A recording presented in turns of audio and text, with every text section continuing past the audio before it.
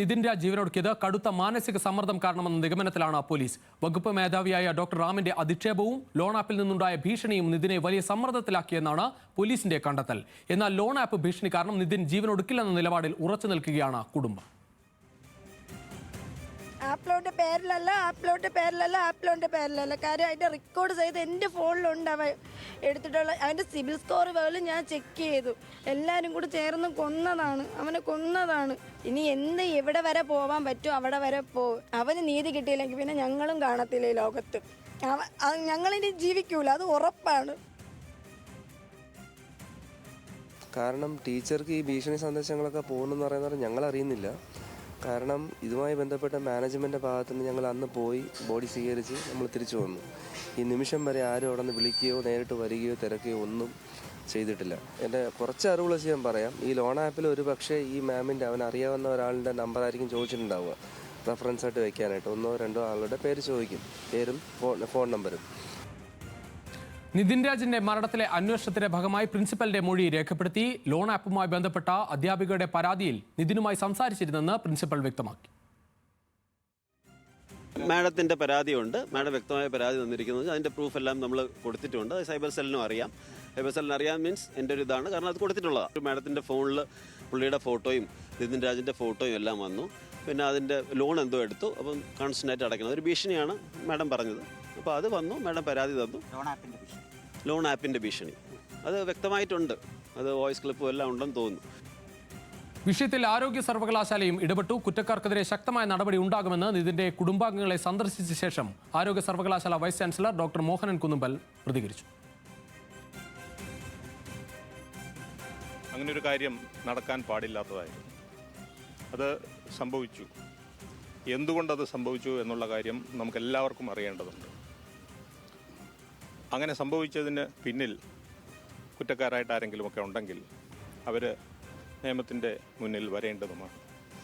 ഇപ്പോൾ പോലീസിൻ്റെ വിപുലമായ അന്വേഷണം നടക്കുന്നുണ്ട് എന്ന് നമുക്കറിയാം. യൂണിവേഴ്സിറ്റിയുടെ തലത്തിൽ അന്വേഷണം ഈ വിഷയം അറിഞ്ഞ അപ്പോൾ തന്നെ പ്രഖ്യാപിച്ചതാണ്. നിതിൻ രാജിന്റെ മരണത്തിൽ പ്രതിഷേധം കടുപ്പിക്കുകയാണ് സഹപാഠികൾ. ഡോക്ടർ റാമിനെ പുറത്താക്കും വരെ ക്ലാസ് ബഹിഷ്കരിക്കുമെന്ന് വിദ്യാർത്ഥി പ്രതിനിധികൾ പറഞ്ഞു. ഡോക്ടർ റാമിനെതിരെ കൂടുതൽ വെളിപ്പെടുത്തലുകളും വിദ്യാർത്ഥികൾ നടത്തി. ഇടയ്ക്ക് 2-3 പ്രാവശ്യം എന്നെ ഇങ്ങനെ ക്ലാസ്സിൽ എണീപ്പിച്ച് നിർത്തിയിട്ട് എന്നെ ഫ്രണ്ടിൽ വരാൻ പറയും. നമ്മൾ ഫ്രണ്ട് റോയിൽ ആമ്പിളർ ഇരിക്കുക, എന്നിട്ട് ക്ലാസ്സിനെ ഫേസ് ചെയ്യാൻ പറയും. എന്നിട്ട് ബാക്കിയുള്ള പിള്ളേർ നോക്കി ഇവനെ കണ്ടിട്ടൊരു ബെഗറിൻ്റെ ലുക്കില്ലേ, ഇവനെ കണ്ടിട്ടൊരു കോളനി ബെഗറിൻ്റെ ലുക്കില്ലേ. എന്നിട്ട് എൻ്റെ ചെരുപ്പ് കണ്ടിട്ട് പറഞ്ഞു ഇവന് വീട്ടിൽ പൈസ ഒന്നും ഇല്ലാത്തതാണ്, ഇവന് ബെഗർ വേഷത്തിൽ ഇങ്ങനെ വരുന്നതെന്ന് പറഞ്ഞിട്ട് പോയി ഇരുത്തും. മുന്നേ ഫസ്റ്റ് ഇയർ എങ്ങനെ ലോ നീക്കി കഴിഞ്ഞു. പിന്നെ തേർഡ് ഇയർ എത്തിയപ്പോൾ പിന്നും ഇവനെ എനിക്കറിയാം ഇവൻ ഇങ്ങനെ തന്നെയാണെന്ന് പറഞ്ഞിട്ട് എന്നെ കയറി 5 മിനിറ്റ് കയറിയാട് ഇയാൾ എന്നെ എണീപ്പിച്ചിട്ട് നീ പോയിക്കോ, നീ ഗെറ്റ് ഔട്ട് ആയിക്കോന്നു. കേട്ട് മടുത്തിട്ട് പിന്നെ ഞാനും ഇറങ്ങിയിട്ട് പിന്നെ പുറത്തേക്ക് ഇറങ്ങി. അവസാനം എൻ്റെ അറ്റൻഡൻസ് അങ്ങനെ കുറേ കുറഞ്ഞു. എനിക്ക് പിന്നെ കയറാനേ മടിയായി. പിന്നെ എങ്ങനെയെങ്കിലൊക്കെ അറ്റൻഡൻസ് നീക്കണമല്ലോ എന്ന് പറഞ്ഞിട്ട് കയറുമ്പോഴത്തേക്ക് ഇയാൾ അതിനും തരില്ല അറ്റൻഡൻസ്. ഡോക്ടർ റാമിന്റെ ഡെന്റൽ ക്ലിനിക്കിലേക്ക് മാർച്ച് നടത്തിയ ഡിവൈഎഫ്ഐ പ്രവർത്തകർ ക്ലിനിക്ക് താഴിട്ട് പൂട്ടി. ജാതി വറിയന്റെ കട പൂട്ടിച്ചെന്ന് പോസ്റ്റർ ഒട്ടിച്ച ശേഷം പ്രവർത്തകർ ഡോക്ടർ അംബേദ്കറിന്റെ ചിത്രവും പതിച്ചു.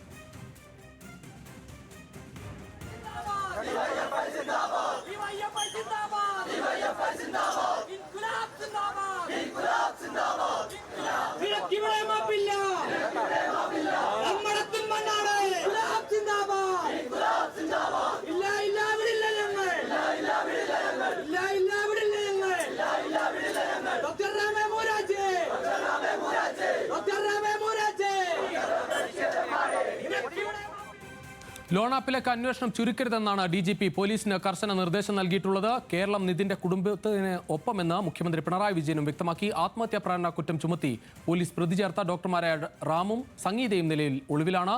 കോളേജിലെ റാഗിംഗ് വിരുദ്ധ സമിതിയിൽ ഡോക്ടർ റാമും ഉൾപ്പെട്ടിട്ടുണ്ട് എന്നതും വിവരം ലഭിച്ചിട്ടുണ്ട്. നിഖിൽ അളവൂർ ചേരുകയാണ് കൂടുതൽ വിവരങ്ങളുമായി കണ്ണൂരിൽ നിന്ന്. നിഖിൽ, വളരെ വിചിത്രമാണ്. ഈ ആന്റി റാഗിംഗ് സംഘത്തിലൊക്കെ ഉള്ള ഒരു അധ്യാപകൻ കൂടിയാണ് ഡോക്ടർ റാം. അദ്ദേഹമാണ് ഇത്തരത്തിൽ കുട്ടികളെ സ്വന്തം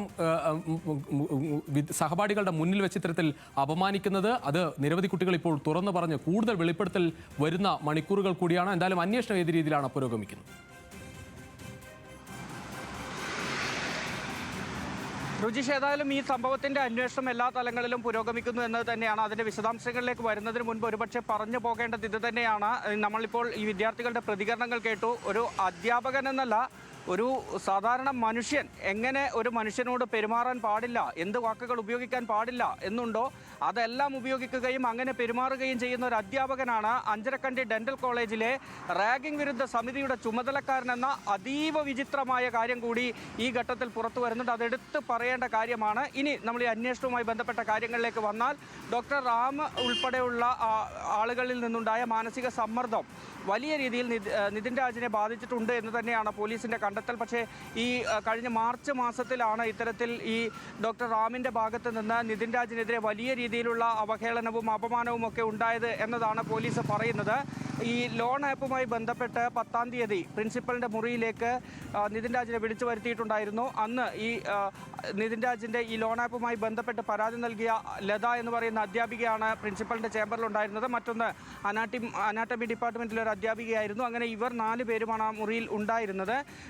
അവിടെ സംസാരം നടക്കുന്നു. ആ സംസാരത്തിന് ശേഷം തൻ്റെ കയ്യിലുണ്ടായിരുന്ന ഫോണ് പ്രിൻസിപ്പലിൻ്റെ റൂമിൽ വെച്ച് നിതിൻ രാജ് പുറത്തേക്ക് ഇറങ്ങിപ്പോയി എന്നാണ് പ്രിൻസിപ്പൽ ഇന്ന് നമ്മളോട് പറയുന്നത്.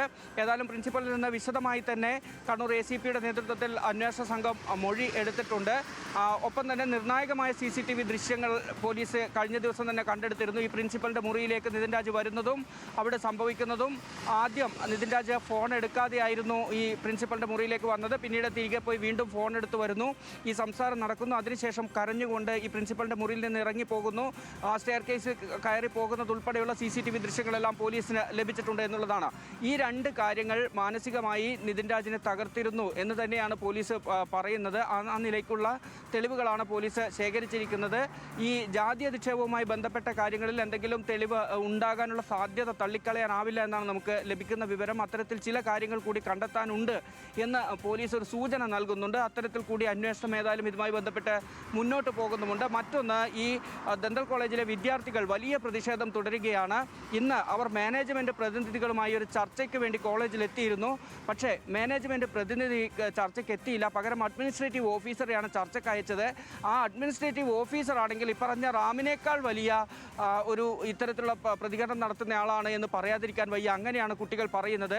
ആ അഡ്മിനിസ്ട്രേറ്റീവ് ഓഫീസർ ഇന്ന് ഇത്തരമൊരു സാഹചര്യത്തിൽ ചർച്ചയ്ക്ക് പോയ വിദ്യാർത്ഥികളോട് ചോദിച്ചത്, ഈ നിങ്ങളുടെ റാം സാർ ഒരു കറുത്തയാളല്ലേ, അങ്ങനെ ഒരു കറുത്തയാൾ മറ്റൊരു കറുത്തയാളെ അവഹേളിക്കുമോ എന്നാണ് അഡ്മിനിസ്ട്രേറ്റീവ് ഓഫീസർ ചോദിച്ചത് എന്നാണ് വിദ്യാർത്ഥികൾ പറയുന്നത്. അപ്പോൾ അതുകൊണ്ട് തന്നെ ഇങ്ങനെ ഒരാളുമായി ചർച്ചയ്ക്കില്ല. മാനേജ്മെൻറ്റുമായി ബന്ധപ്പെട്ട ഉത്തരവാദിത്തപ്പെട്ട ആളുകൾ തങ്ങളുടെ ആവശ്യങ്ങളിൽ ഈ ചർച്ച നടക്കുന്ന സ്ഥലത്ത് വെച്ച് തന്നെ തീരുമാനമെടുക്കാൻ കെൽപ്പുള്ള, അതിന് അധികാരമുള്ള ഒരാൾ വരണം എന്നുള്ളതാണ് അവരുടെ ആവശ്യം. സ്ഥാപനത്തിൻ്റെ MD ആയ ഡോക്ടർ അദ്നാൻ ചർച്ചയ്ക്ക് എത്തണം എന്നുള്ളതാണ് വിദ്യാർത്ഥികളുടെ ആവശ്യം. അങ്ങനെ വരണം എന്നുള്ള ഒരു ആവശ്യത്തിൽ അവർ ഉറച്ചു നിൽക്കുകയാണ്. ഏതായാലും ഇവർ ഈ ഡോക്ടർ റാമിനെ പുറത്താക്കുക എന്നതിന് പുറമെ ചില ആവശ്യങ്ങൾ കൂടി തങ്ങൾക്കുണ്ട്. അതെല്ലാം തന്നെ മാനേജ്മെൻറ്റിനെ അറിയിക്കും. ഇതിലെല്ലാം കൃത്യമായ തീരുമാനം ഉണ്ടായതിനു ശേഷം മാത്രമേ ഇനി ക്ലാസ്സുകളിൽ തങ്ങൾ പഠിക്കുന്നുള്ളൂ എന്നൊരു നിലപാടിലാണ് വിദ്യാർത്ഥികൾ ഉള്ളത്. ആ നിലപാട് തുടരുമെന്നാണ് അവർ പറയുന്നത്. ഏതായാലും ഇന്നും വലിയ രീതിയിലുള്ള പ്രതിഷേധം കണ്ണൂരിൽ നടന്നു. ഡോക്ടർ റാമിൻ്റെ തലശ്ശേരി ചിറക്കുനിയിലെ ക്ലിനിക്കിന് മുന്നിലേക്കായിരുന്നു ഡിവൈഎഫ്ഐ പ്രതിഷേധം. ആ ക്ലിനിക്കിന് മുന്നിൽ താഴിട്ട് പൂട്ടിയ ഡിവൈഎഫ്ഐ പ്രവർത്തകർ ഇത്തരത്തിലുള്ള പോസ്റ്റർ അവിടെ പതിക്കുന്നത് വരെ കാര്യങ്ങൾ എത്തുകയും ചെയ്തു. ജാതി വെറിയൻ്റെ കട പൂട്ടിച്ചു ഡിവൈഎഫ്ഐ എന്നായിരുന്നു പോസ്റ്റർ പതിച്ചത്.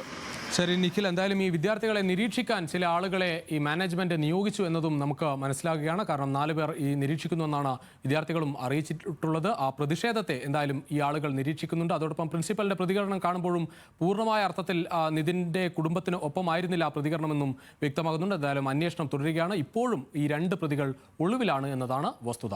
മറ്റു വാർത്തകൾ കൂടി പരിശോധിച്ചാൽ